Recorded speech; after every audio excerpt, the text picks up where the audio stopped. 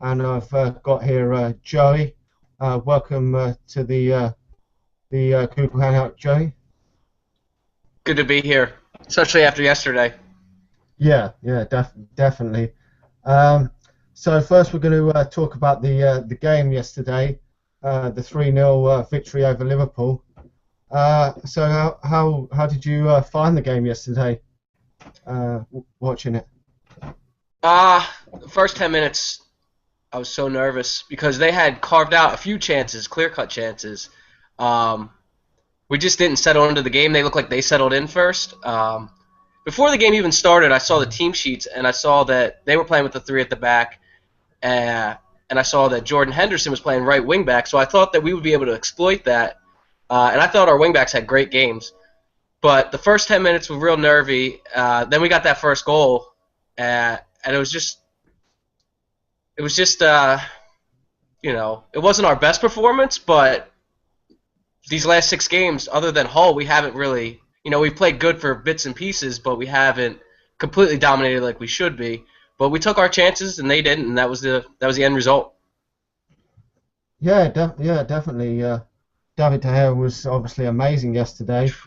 But that seems to been the difference, like against Arsenal, where we took our chances and they didn't. But we've really got some lethal attacking options up there.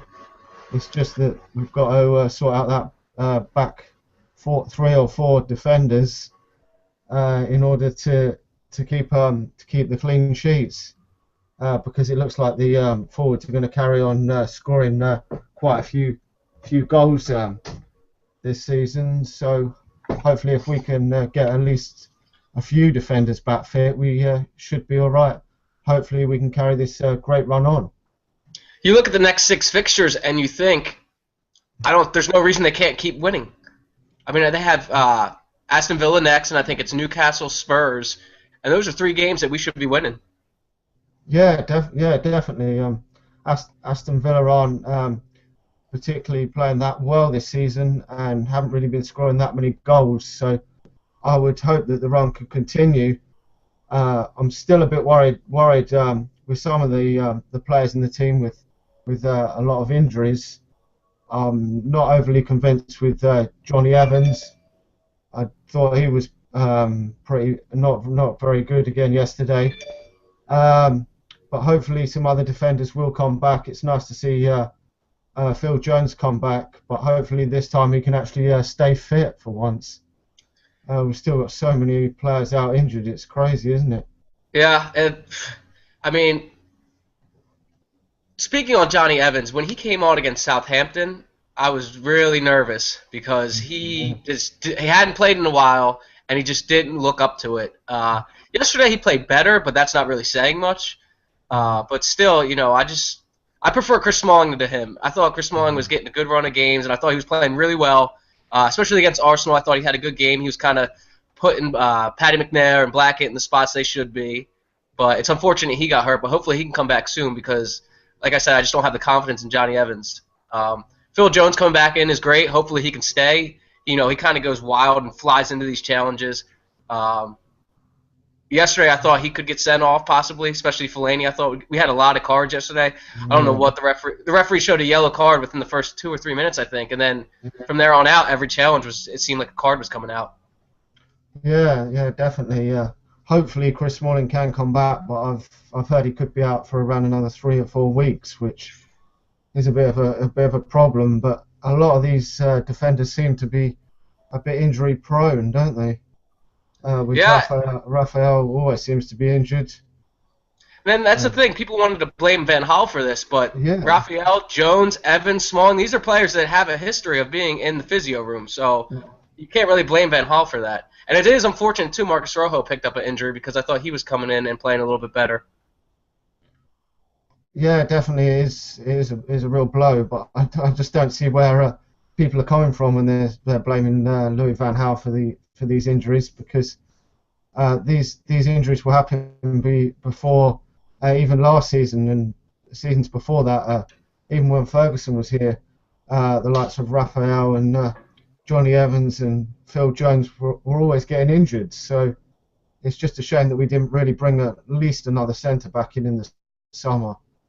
I really do hope we bring someone else in January, because even if we've got too many players, it's better to have too many players in there than not enough. And we've still got quite a lot of games to go this season, even though we're not in a lot of the other competitions. We've only got the FA Cup as well to worry about, but still you want to have a big squad, and it's definitely better to have too many players than not enough.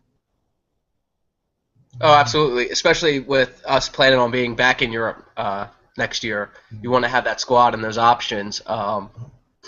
But speaking of not many competitions, I know Van Gaal wants to take the FA Cup pretty seriously, so hopefully then we get a nice long run in there, and that'll make up for some of the games that we don't get to watch because we're only in the league right now.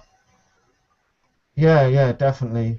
Yeah, I'm not too sure we will get many players in January, but I would like to really see another centre half coming at some point. At least But one only, center half. yeah, but Definitely. only if there's a good quality one really out there. I wouldn't really go out and buy someone just for the sake of it. I But I wouldn't bring do. Vidic back either. No, definitely not. I think that he's had his time now. He's well into his 30s. I would be looking at a younger player, like really someone like Hummels, someone along that stature to come in and do a job, because so many times yesterday in that game I really thought that Liverpool were going to actually score. Quite a few times Sterling got in. Even in the second half, Balotelli had some chances in the game to score, and it was only for some fantastic goalkeeping that really stopped them from scoring, and that really bad back pass that allowed Sterling to go clean through was terrible, really. We've really Yeah. got to watch cutting that out. And even in the first half, I thought some of the play from Fellaini playing some side passes was pretty bad as well. I don't know what you made of Fellaini, but I didn't really think he had certainly the first half, I didn't think he was very good yesterday. I commented on another video because I had saw a stat at halftime. I think it was Squawka. He had 12 misplaced passes in the first half. He was terrible in the first half. So his second half Yeah. performance, obviously, it was going to be a little bit better. But speaking on the Hummels thing and like that, I think seeing Carrick back there made a huge difference because he's so calm on the ball. He just distributes from the back like it's effortless, and he's never puts himself under pressure. He always makes the right pass. And it seems like this season we really want to pass the ball from the back, and having Carrick back there in the back three helps a lot because Chris Smalling, Johnny Evans, and Phil Jones, they're not the best on the ball. So I think any center back we bring in, I would like to see one who's a better ball playing, similar to like Rio Ferdinand we had. Um, but also with Fellaini, it gives us the option to lump the ball forward to him, have him bring it down and make a pass. But yeah, he had a terrible first half. But I still think he can play some type of role with us. Even next year when we need players for the Champions League, we're going to need a big squad. I think he'll be good to keep around. Yeah, maybe he can be kept around as a squad player and that, but I'm not too sure if he's quite good enough to play every single week for us. But again, yesterday I thought Carrick was great, almost doing sort of that sweeper role just at the back there. I thought really was great. We've really missed him when he hasn't played this season, haven't we? Yeah, He's and he didn't have a good year quite last year under Moyes. But 2 seasons ago when we won the 20th title, he was unbelievable. And then last year he struggled a little bit with injuries and form. I mean, nobody really played well last year. So in this summer he was injured. It was disappointing. But now that he's come back, we haven't lost with him in the squad in the starting 11. Yeah, definitely. I think quite a lot of the players, not only Carrick but Antonio Valencia and Ashley Young, have really stepped up and playing about another 5 or 10% better than they were under David Moyes last season. It just goes to show that the players weren't actually as bad as people were making out, and they're really playing a lot better under Louis van Gaal. He seems to have really got that winning mentality now. I mean, a lot of these games lately, especially the games against Southampton and probably Stoke, we would have probably lost these games last season, wouldn't we? Absolutely. And then yesterday, you look at it, that starting 11 had no new signings in it. Those were all players who were here last season. So that speaks volumes to the Van Hal Moyes difference. I mean, they're not even in the same category. They're not even, Moyes is down by Z, X, Y, and, Van Hal's a top class manager. But I thought Antonio Valencia and Ashley Young played really well. When they first started playing the wingback positions, it's something new to them, so it's going to take time to get it. I still would rather have Luke Shaw and Raphael because of their defending. But for now, I thought Ashley Young had a great game yesterday. That second goal came from him. The first goal came from Valencia. So the first two goals are created by wingbacks. And then the third goal, I did want to say, Fellaini did break up the attack, and Johnny Evans started it the other way. But everybody's just playing, like you said, 5 to 10% better, and that's great for us. Yeah, yeah, it really is great. If these players drop off 5 or 10%, then you really do notice it. And I think towards the end of last season, I think the players just pretty much gave up for playing for David Moyes for whatever reason. I just think he completely lost the support of the players. So it was inevitable that he was obviously gonna go. And we've installed definitely a coach that's got that winning philosophy, and I'm sure we're going to go on and do great things. I'm really confident now of going into the second part of the season after seeing these games. Though we haven't played particularly well, even yesterday we didn't play particularly well, but we're grinding out these results. Where do you see us going from here? Do you think we can actually challenge for the title, or do you think we should just try and cement ourselves in that top four for next season? I think top four right now is a lock. I mean, I don't want to jinx it, especially with all the injuries, but I think the way that we're grinding out results and not playing at our best, I think top four won't be a problem. We might not win the title because it's hard to see Chelsea slipping up, but I think we could have a say in it. I think if we keep, like I said, these next 6 games, we should be able to win them if we play to our ability. I think we could win the next 6 games, no problem. They're very easy. Not easy. Nothing's easy, but they're winnable games. So as long as we keep winning, we'll keep moving up the table. I mean, there's only 2 more spots to go, but I definitely think we can at least finish second. I think we can catch City, especially because I don't think they played particularly well against Leicester this weekend. But and with Aguero out, I mean, Aguero bails him out how many times? He bailed him out against Bayern Munich in the Champions League. Without Aguero, they wouldn't even be in the round of 16. No, definitely, yeah. I think if we keep playing the way we are, we finish second probably at best. I mean, at this moment in time, I'll probably say we'll probably finish third, but you never know with Aguero being out injured, and they've also got other injuries. Looks like Vincent Kompany and Deco looks to be out injured. So you never know. Hopefully, if they drop some points, we could at least finish second this year. If we could actually challenge for the title in the second half of the season, it really would be great. Plus, you got to figure Chelsea's probably going to make a run into the Champions League if they get by PSG. So they're going to be occupied with European football. It's similar to last season, how Liverpool, they didn't have European football, they had nothing to worry about, and they were able to just focus on the league, and they went on that great winning run for them.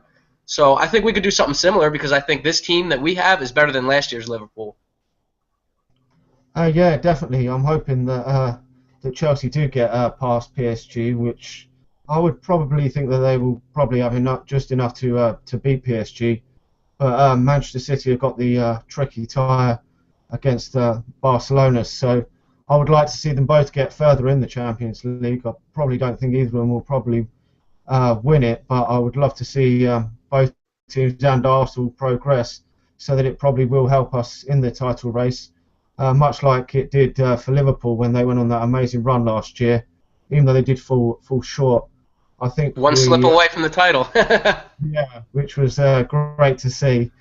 But I do feel if we can carry on this run in the next few games, probably if we could win at least 4 or 5, at least about 5 out of the next 6, it would be great. There probably may be a draw or something in amongst that, but hopefully we can just carry this run on for as long as possible. Yeah, I agree. I think City do have a chance against Barcelona though because I don't really watch too much Barcelona football, but I know that on Twitter I've seen some of their fans, complaining about Luis Enrique's tactics, and I know, once you get later into those competitions, it's all about how you set your team up and how you want to come out and play. Pellegrini's got the experience. If Aguero's fit, you never know with those two. But I do think Chelsea will get by PSG. I think Chelsea. I don't think they will win it, but I think if they get a favorable draw, because I believe in the quarterfinal, someone's going to get to play Basel or Porto. So you never know. But, I mean, I would say the favorites are Real Madrid and Bayern Munich. I would like to see a final between those two. Yeah, it would be a great final. Yeah, with all Barcelona's attacking players, really they should actually be too good to handle for Manchester City. But if the tactics aren't spot on in this Champions League, you can really come unstuck. And as we have seen before, you only have to have one bad game in that, and you can be knocked out. But with the likes of Neymar and Messi and Suarez, really they've got some real attacking players there. But they, from what I've seen, they haven't scored as many goals as I would have thought in the La Liga this season. Real Madrid seem to be outscoring them, but I would love them to go through so that we could really have a push up the table. I mean, if we could finish second in the Premier League this season, it really would be a fantastic achievement, I think, considering some people weren't even tipping us to finish in the top four this season. Absolutely. I mean, top two, that'd be incredible. I mean, I think at the beginning of the season, a lot of United fans thought we could finish top four, definitely. Some of us, I think I said third. But I think, the quality hasn't been there this year from the league. Last year, Liverpool were doing well. Arsenal won first place for so long. Chelsea Chelsea's record against the top teams was unbelievable. And then City crept in at the end to win it. But you look at it this year, and it's like, okay, there's City and Chelsea, and then there's everybody else. But I really do think that out of everybody else, that United are the best team. Out of we proved that we beat Arsenal, we beat Southampton. Granted, they weren't the prettiest wins, but at the end of the day, the 3 points that we needed and we got. People want to complain that they're not playing well, this and that, but I really don't care how they play as long as they win. Yeah, definitely. That's all it is for me. Really, it's just the winning mentality, and if we just carry on winning, I'm not really that bothered if we're playing well or not. I think from the teams below us, probably Arsenal about the next probably best team in it, and will probably challenge for the top four places. I would presume that they're probably getting the top four this season. But this coming weekend, the clash between Liverpool and Arsenal will be interesting as well, with us playing Aston Villa. How do you actually see the Aston Villa match going this weekend? I would be disappointed if it wasn't like the whole game and we just didn't completely dominate it because, like you were saying earlier, I looked it up. They've only scored 6 goals in their last 9 games. So that's not really a stat, that you'd be afraid of. Plus, with Louis van Gaal at the helm, I've read this certain places and I've heard it from players. His attention to detail is like, bar none.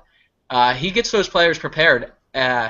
He talked about it this week, I think, in his press conference about exploiting the team's weakness, the opponent's weakness. And I think that's what he's really, really good at.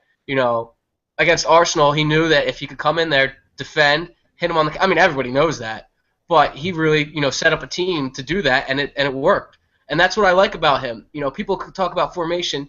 I don't like the 3 at the back either, personally. I like the 4-4-2 diamond. Mm-hmm. But with him, every game it can be different. It's about the philosophy, not the formation, and he said that before. And that's, I think, what makes a really good world-class manager is not to be stubborn, to go out there, set your team up different ways to counter the opposition. So I would be disappointed. Hopefully they'll let Cleverly play because that's like being down a man, but I don't think that's going to happen. No. But I would say a 3-0 comfortable win is what it should be. Yeah, definitely. I would probably say at least a 2 or 3-0 victory in this game. I don't really see much threat from Aston Villa, apart from really Benteke on his day can cause problems, but I don't think that they're allowed Cleverly to play. Um, but yeah, as you said, Aston Villa have only scored what was it, 6 goals in the last 9 games, Yep. and they haven't really produced much of a goal threat all season, from what I've seen. So really, we should be winning this game comfortably. But our away form, well, as it has improved in our last 2 away games, we've won against Southampton and Arsenal. Before that, it wasn't very good, but it looks like that is gradually improving this season. Last season, it was more our home form that was bad, but it does look like we're gradually improving, and I'm pretty confident of winning this game again. I have two questions for you. One, would you play three at the back at this game, or would you go with the 4-4-2 diamond or something, maybe a 4-3-3? Yeah, I'm not really a big fan of the three at the back. I would probably play a 4-4-2 diamond myself. It all I depends just on Di Maria too. yeah, definitely. I'm not sure whether Di Maria will be back for this game, but I just really don't really like the three central defenders at the back. I just don't think it's really worked very well this season for Van Gaal. But from what I gather is when some players start coming back, like Raphael and Luke Shaw, I presume that he'll probably change the formation back, because he did say he was only really using this formation with injuries, and with players keep getting injured, it looks like he's really got no choice but to play with two wing backs, really, because we've got no right back, and with Rojo and Shaw injured, there's no left back either. So it looks like he probably will go for the same formation, I'm afraid, but I'm not really a big fan of it myself. I lied. I have three questions for you. The second one is, have you seen the match fixing allegations against Ander Herrera today? No, I haven't seen that yet. Apparently, he was named in the match fixing in a 2011 match that he was a part of. Him, Atletico captain Gabby, and Jefferson Montero from Swansea. So I don't know if that's something we have to worry about or not. I hope not, because he's becoming one. I know personally he's becoming one of my favorite players, and I know that the crowd likes him a lot. He always works hard. So hopefully we don't have anything to worry about with that. And then my third question is, when Daley Blind comes back in, do you think that him and Carrick can play alongside each other? Or are they too similar a type of player? I think they could play alongside each other. I'm not really sure how long Blint's out for. We'll just have to wait and see. But they could play alongside each other. Um, I really do like Herrera in there as well. I've really taken to Herrera. But at the moment, Louis van Gaal seems to be playing him a bit sparingly. We'll just have to wait and see with the injuries. Hopefully, Blin will be back though soon.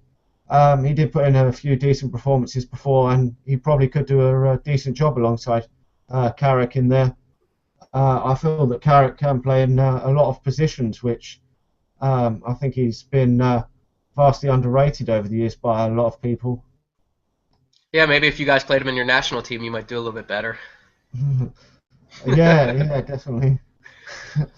I'm surprised that he hasn't actually played more games in the national team, but to be honest, I'm not really actually bothered, because if he plays this well for Manchester United, that is my main concern.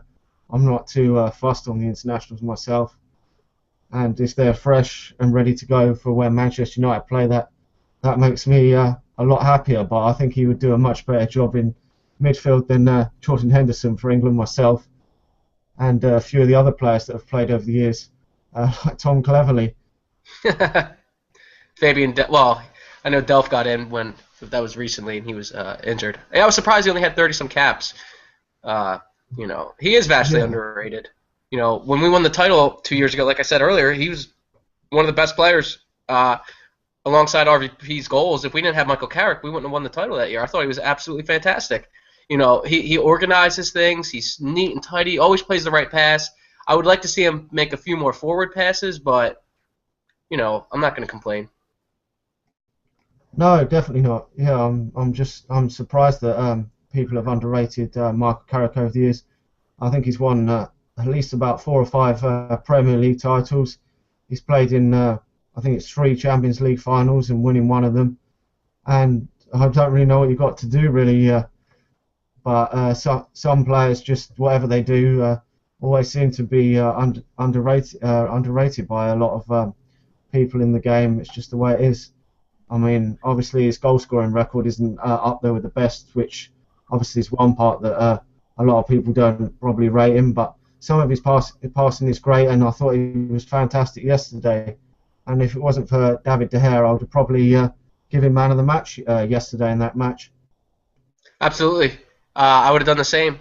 Um, that's the thing with Michael Carrick is he doesn't, he does the the hard job that doesn't get the glory. But to average fans, they just look at goals, assists, and things like that. Yeah. But to somebody like me or you, we look at his passing statistics and his range of passing and his calmness on the ball, and he truly is a great player. Yeah, for sure. I mean, it's not all about scoring goals and that. I mean, you just got to look at Chelsea, and they've had Matic in there this season, who's been fantastic for them, and he doesn't get all the goals and assists like some players. But if you don't watch football, you don't really understand it, and you think it's all about scoring goals, but it's actually not. Yeah, which is funny too because it's kind of similar to us 2 years ago. I know I keep bringing this up. Diego Costa's banging in goals, and people are talking about how good Nemanja Matic is. So Yeah, definitely. It's not all about the goals. Them sort of players are vastly important to teams. yeah. So I mean, we'll see where we go from here, but I definitely think it's Chelsea's title to lose. Um, but I definitely think we can get in the top two if we keep playing this well. Yeah, yeah, definitely. Hopefully, if we can beat Aston Villa, then that'll be 7 wins on the trot, which is great. Hopefully, we can get it up to about 10 wins on the trot would be fantastic, and just take it from there. So hopefully, kick on from there. Just see where it goes over this busy Christmas period. Got a lot of games coming thick and fast, so hopefully, fingers crossed, we will get lots of victories over Christmas and a lot less injuries. Um, Still, I'm not sure on the David De Gea situation, whether he's signed a new contract yet or not. Still a bit worried about that, but hopefully I'll get that signed soon. There was some reports this week, I presume you've seen them, that he might sign a new £140,000 a week contract. I'm really hoping he does. Louis van Gaal didn't say anything after the game yesterday. He ignored what the reporters were pretty much saying, and dismissed it. So I'm not really sure where it is at the moment.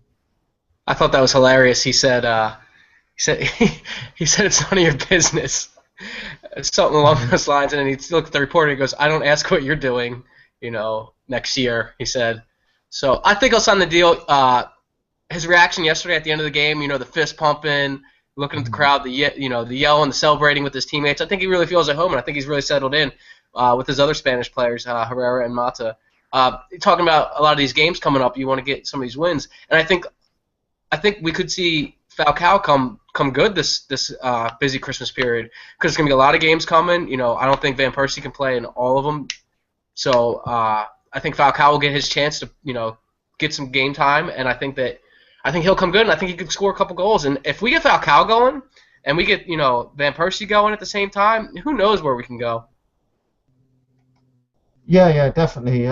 Probably Van Persie will probably be given a rest at some point over the next few weeks. With Juan Mata now seems to be playing almost week in, week out. At one point, it looked like Juan Mata was probably going to be the player to drop out when Radamel Falcao was signed, but he's scored quite a lot of goals this season, Juan Mata, and with Van Persie now in his 30s, he probably won't be able to play every single game over the Christmas period, and it will be great if Radamel Falcao can score quite a few goals now, because otherwise he's going to come under a bit of pressure with the amount of money we are actually paying him. Yeah, I know a lot of people talk about that, and to be honest, they said that we had lost our identity when we got rid of Welbeck, but yet we've started the most youngsters out of anybody this year. But I mean, at the end of the day, who would you rather have as your third choice striker, Radamel Falcao or Danny Welbeck? Danny Welbeck's a different type of player, and he does do a job, and he always puts a good shift in, but he's just not as prolific in front of goal as Radamel Falcao. Even with the injury, the risk you take, we all know what Falcao can be. At one, last year before the knee injury, he's the best number 9 in the world. Everybody wants him. So, if he starts banging in goals, like I said, there is no telling what can happen because he is a truly world-class player. And then you also talk about Di Maria coming back in, another world-class player who can supply the goals, who can score the goals, who can beat a man, who can make the pass. This team has potential. I think, one transfer window was never going to fix it, but I think I think they hit a home run with the last transfer window. If they can get some play, I'm not really worried about January. I would like to see them bring him in, and I don't know if they will. Woodward said if any of our long-term targets become available, which you would think would be Strootman, Hummels. Dortmund are still in the Champions League, so I don't think Hummels will go quite yet. Maybe Royce might be a target. But I think if they can get into the summer, you got to look at it. We signed Angel Di Maria and Radamel Falcao with no Champions League football. Liverpool, and this is why Brendan Rodgers' job is such under threat because of the signings he made and the money he spent. Manchester United without Champions League football are still a bigger draw than Liverpool with Champions League football. Yeah, definitely. I really would have definitely taken the gamble on Radamel Falcao. I know we've paid a lot in wages for him, and a lot of other clubs like Liverpool and Arsenal would never have paid the sort of wages we've gone for him. But I wasn't that's the really difference is we spent the money.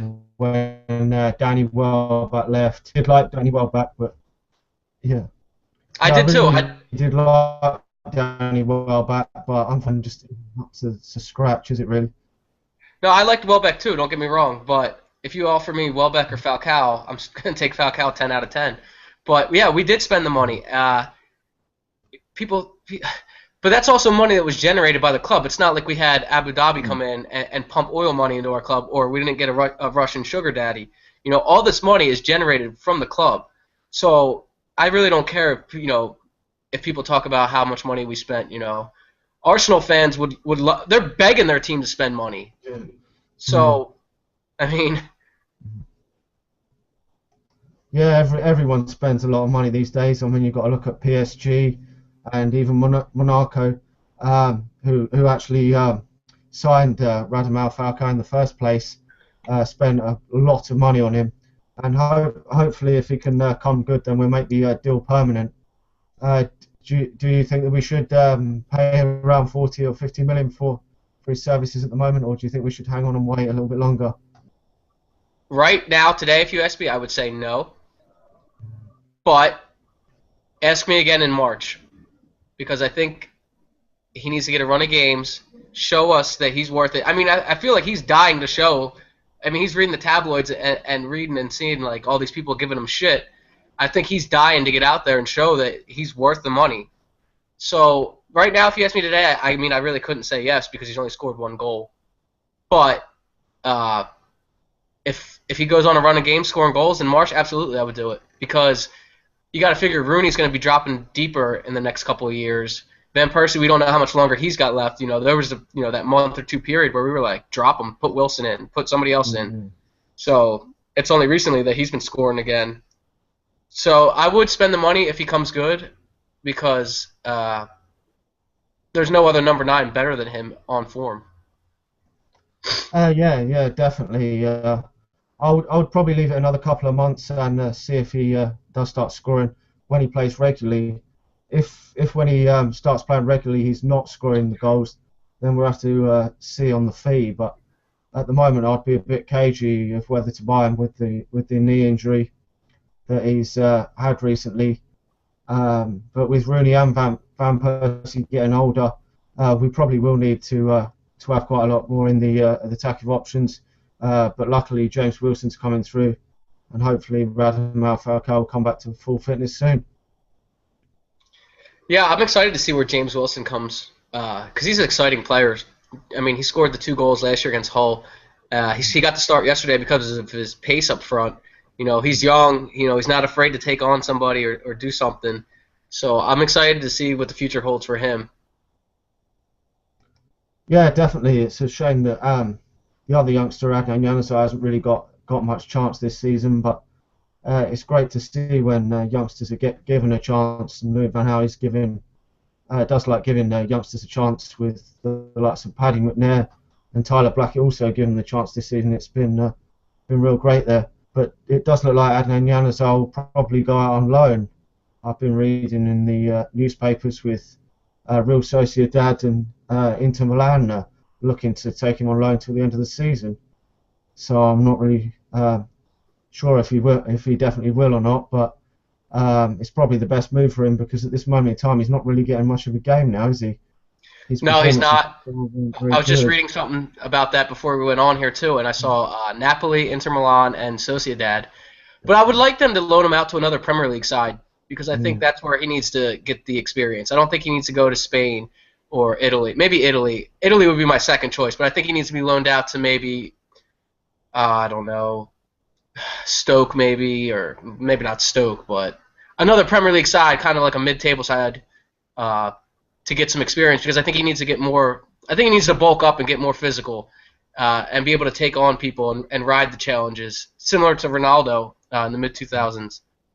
So, but I definitely think he does need to be loaned out because at the time he's not even getting on as a substitute. So, No, no, he's not at the moment. But it's just which club he goes to. Hopefully, they will actually play him in their first starting 11 because we did loan out Nick Powell to Leicester City, and it doesn't seem that he's really getting much of a game this season, which is a bit of a shame when you loan the players out and they don't even actually get picked for the clubs that they go to. But it would definitely be great if he could get a loan move into the Premier League. Yeah, someone like Stoke wouldn't be a bad option. Swansea. But he really, yeah, someone in the mid-table there that would actually play him some regular games and get some much vast needed experience this season because he was the only positive to take from last season really in the team. Literally the only positive. That and maybe Wayne Rooney signing the contract Mm. extension. Yeah. So I mean I think in time, he's going to be a first starting 11 player. I mean, giving him the number 11 shirt shows you the confidence that the club has in him. So it'll be interesting to see. It also depends on who we bring in. I know that a lot of fans want another winger like Royce or even Shaqiri. I've heard Aaron Robin. I don't think that's going to happen, but it all depends on who we bring in. But another thing is, a lot of people think his best position is number 10. So, and we have quite a few of them. Yeah, definitely. We've got a lot of players in that position. That's why we had to let Kagawa go as well because there was just too many players in that number 10 position.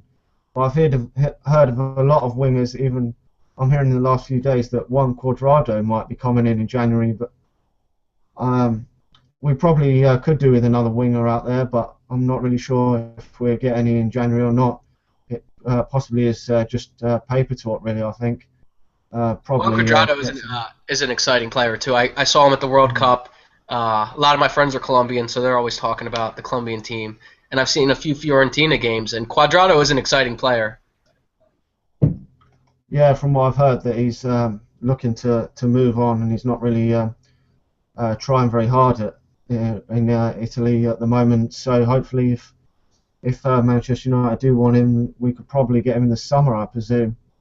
I know Barcelona was the other team and I think he might have wanted to go there, but now they're banned over the next two windows, I believe. So I don't think he's going Mm. to wait another year to go. So I wouldn't be surprised to see him move in January or definitely in the summer. Yeah, definitely, and with all the attacking options that Barcelona have, Yeah. they probably won't always get a first team place there.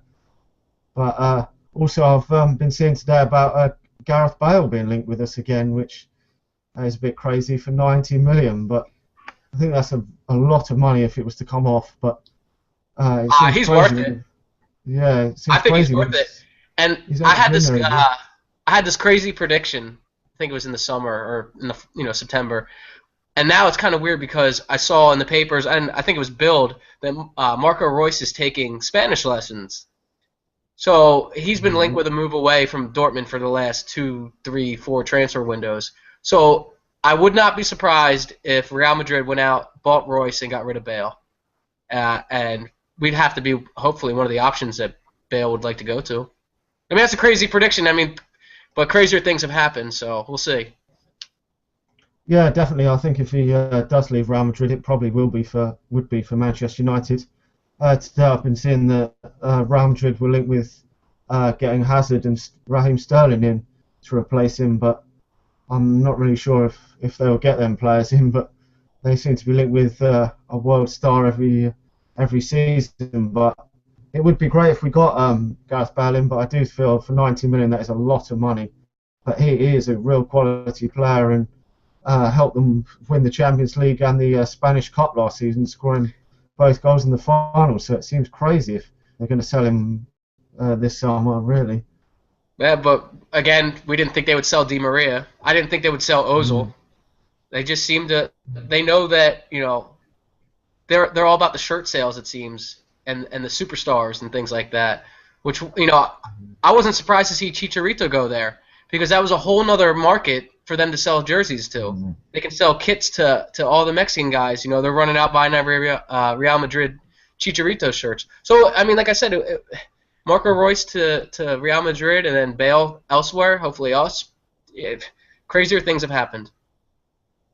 Yeah, definitely. Have you got any other topics you want to talk about, or anything you can think of discussing? No, not really. I would like to do like maybe a weekly show. We could do this, get some comments in, answer some questions. Follow me on Twitter. It's at Joey Tabor. I'm sure you can put the link in the description. But I would like to do a weekly show. Yeah, definitely. We can come back on again next week. Thanks for coming on the show. Yeah, no problem. Yeah, okay. Hopefully, and if anybody else wants to join us, I'm sure that's not going to be a problem either. Yeah, if anyone would like to join us in this discussion, just let us know in the comments below, and anyone can come on the show. I'm going to end the show there. So thanks for everyone who watches this video, and we will talk to you all again soon.